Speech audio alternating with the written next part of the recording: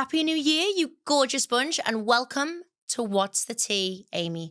The kettle is on. I am Amy Jackson, and this is, oh no, I'm not. I'm Amy Jackson Westwick.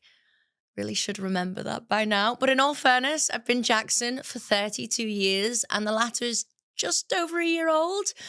If I'm still forgetting in another year, I take full responsibility. Okay, so what's the tea? Before anyone switches off thinking, ugh, tea drinkers, relax. This is not a you must love tea situation. If you're an anxiety in a cup kind of person, a coffee person, take a sit down, have a minute. If you loved a nice matcha, we love Pilates here too. And, if hot drinks just aren't your thing, you'd rather have a big glass of wine and you're just here for the chat, you are in the right place. Do not worry. The tea isn't about the drink per se, it's the moment. Because let's be honest, a cuppa is kind of perfect on most occasions. Had a bad day? Sit down, I'll make you a cuppa. Good news, kettle is on. An emergency quiet moment to escape from the kids for a little minute. Tea, probably cold, but tea. It's a bit of comfort. And somehow that's when the best conversations happen. It's not about gossip. Sorry to disappoint. So when I say tea, I mean the inside intel, but not in a shady way. I mean the truth of people's lives, the context, the why behind decisions, the stuff that doesn't make it online. The conversations where someone finally says, okay, here's what actually happened. Or can I tell you something? This is how it really made me feel. That's the tea I care about. Not drama, not surface level stuff, the honest bits, how people live, mess up, recover, and carry on. That is the energy here. And, honestly, I have been waiting to do this podcast for a very, very long time, not in a dramatic way, just in a this keeps niggling me, it's tapping me on the shoulder. Every year, I'd say this is the year. And then life would say, absolutely not. Lovely thought, but no.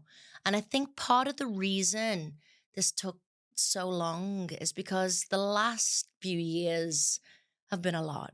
So 2021, I left a 7-year relationship, became a single mom, and tried to get my work back on track while figuring out how to do life differently. It's a lot of winging it and pretending you got a plan. Then 2022 came in hot, career kickstarted, confidence was back-ish, but I was in my do not approach me romantically era.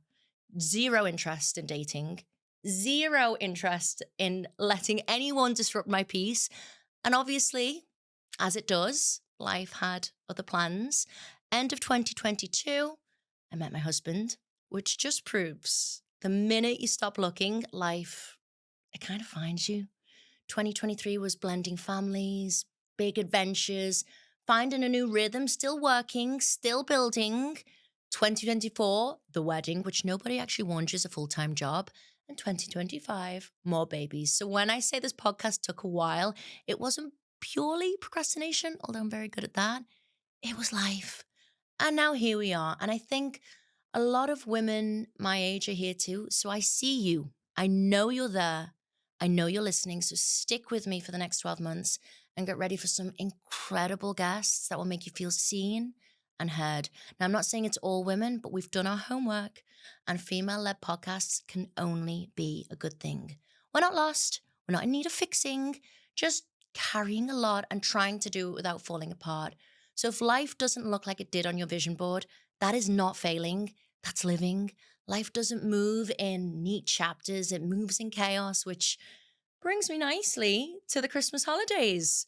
So overall, it was beautiful. It really, really was. There was a lot of togetherness, a lot. We had my mum, my dad, my sister come stay with us, which was lovely. Seeing everyone being all under one roof. And actually, before I get into the intensity of togetherness, can we talk about mums for a second? Because I had a full Homer Simpson situation with mine. You know how it goes. Every year, you ask your mom, what do you want for Christmas? Do you need anything? Is there something I can get you? And they're like, oh no, love, no, save your money. I don't need anything. I don't want anything. Save it. Use it on yourself. But she can't be the only person on Christmas morning without a present, obviously. And also, she does everything for all of us all the time. So she needs a prezi. I'm racking my brain thinking, what can I get her that she'll actually use? And then I thought, okay, well, she loves doing her hair, loves a little blow dry. She loves a good do on herself. So I bought the Dyson hair wrap. Now, yes, sounds like lovely, thoughtful, generous present, but let's be honest, this was very much a Homer Simpson bowling ball moment. You know, when Homer gives Marge the bowling ball with his name engraved on it, Homer, across the ball. Well, I absolutely did buy it for her, but it was a practical gift. We can both use it. Anyway, needless to say, the woman used it once since Christmas Day, and now the Dyson Airwrap lives in my dressing room. She just pops in every so often to use it uh, on her own accord and leaves again, which, to be fair, she fully encouraged. It's mums. She's one of those women. She's a martyr. She divorced my dad maybe 30 years ago, but still manages to put up with him on social occasions. And when I say put up, I mean they get on like a house on fire. She's a much better woman than me. She gives everything away, asks for nothing, and somehow ends up giving me a Dyson hairdryer at the same time. Anyway, back to togetherness. All right.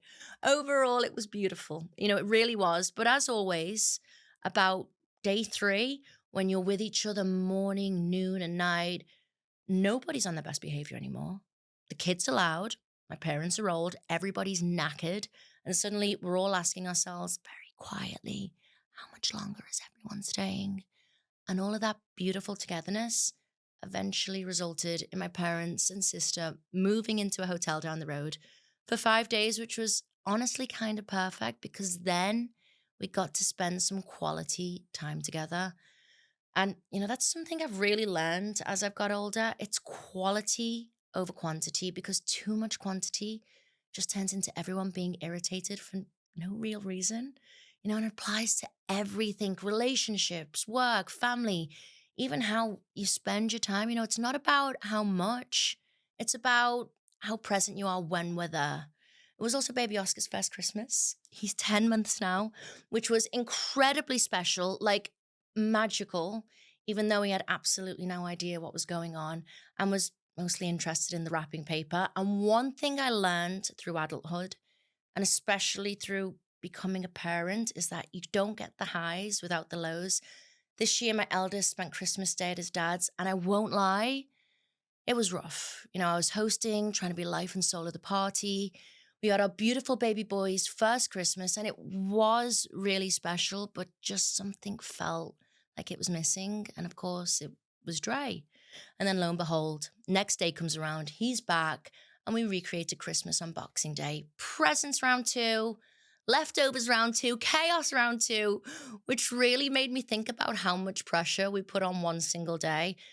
I mean, Christmas, it's important, yes, but it's not just one day. It's about life as a whole. It's about riding the waves, the highs, the lows, everything in between. What also really, really made me reflect, yes, I missed him. That's a very natural mum thing. I always will. But I was also very aware that people weren't sitting at the table with us on Christmas Day or Boxing Day or any other day for that matter. And that was my husband, Ed's parents. He lost his parents before we got together, and his dad passed away quite a while ago now. So I never got the chance to meet him. And Ed holds it together so well, like annoyingly well sometimes, because it highlights how crackers I can be over silly things. He's incredible. He's strong in a way that genuinely gives me strength, especially on days where I feel low. And I suppose, that taught me that Christmas, it can be layered. You can feel happiness, you can feel grief and chaos and warmth and comfort all at the same time. And it doesn't mean you're ungrateful or dramatic or doing it wrong. It just means you're human. So, on that note, it's a new year. And I love people who wake up on the 1st of January and like, boom, let's get it. Good for you, honestly. But I'll be real. 1st of January was absolutely about decompressing too many people, too many conversations, too many days in a row. I needed a breather. And also, hot take, I don't actually believe a date changes your personality or you must reinvent. The calendar flips and suddenly we're all meant to be different people. I mean, no, no, no, no, no, no. January can be a fresh start, but January for me, it's more about recovery. If you need a January to change your life by February, you are screwed. It's winter. It's dark at 4 o'clock. Nobody's got any money left. We're all getting taxed to our eyeballs in January. Social battery is on 0%. And, it's my birthday month. So I'm allowed to say that January is bleak.